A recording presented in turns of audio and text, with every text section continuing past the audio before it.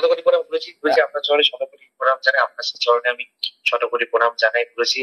আমি ব্যারাকপুর থেকে শুভজিৎ কবিরাজ বলছি। ঠিক। অনেক অনেক দিন পর আমি আপনার দর্শন পেলাম, সাক্ষাৎ ব্রহ্মা বিষ্ণু মহেশ্বর আমি একসাথে দেখতে পাচ্ছি। আমার গুরুজি, আমি অনেক মিস করেছি আপনাকে, অনেক মিস করেছি। তো মানে আপনাকে ছাড়া তো একদম ভালোই লাগে না আমার, মানে একদম, মানে একদম ভালো লাগে না, মানে মন মেজাজ ভালো থাকে না।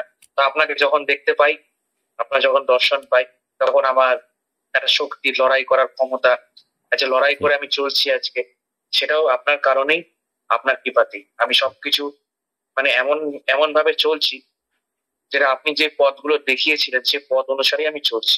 ঠিক। আর আমি চলবো, কারণ যেখানে আপনি আমাকে আপনার চরণে স্থান দিয়েছেন, সেখানে তো আমার মানে আমাকে আমি মৃত্যুর দিন অব্দি আমি আপনার চরণে থাকবো। ঠিক। কারণ আমি মানে আপনি আমার সবকিছু। ঠিক। বুঝি। ঠিক। আশা করি আপনিও খুব ভালো আছেন, সুস্থ আছেন, খুব হ্যাপি আছেন। অনলাইন কনসালটেন্সি করলাম, শুভজিতের মা রয়েছে। শুভজিৎ, আজকে অদ্ভুতভাবে বলা হলো তোমার এক পরিচিত ব্যক্তির যে পায়ে চোট খেয়েছে সেটা পর্যন্ত কথা, এবং এবং বাড়িতে যে ঘটনাগুলো হয়েছে অলরেডি, যে অ্যাক্টিভেশন হয়েছে, এবং মা মনসার একটা ব্যাপার সেটাও সুন্দরভাবে তুলে ধরা।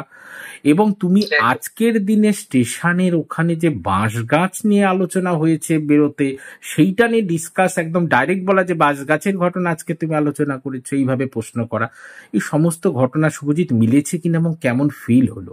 অসাধারণ, মাইন্ড ব্লোয়িং, মাইন্ড ব্লোয়িং, মানে গুরুজি মানে স্বয়ং মানে কোনো তুলনা হয় না। আমি বলছি পৃথিবীতে এরকম মানুষ নেই, কারণ গুরুজি স্বয়ং মহেশ্বর, মহেশ্বর একজন, সেটা হচ্ছে আমাদের গুরুজি, আমাদের তারাপুর, আমাদের ব্র্যান্ড, আমাদের আইকন, ঠিক। ঠিক। আমাদের গুরুজি।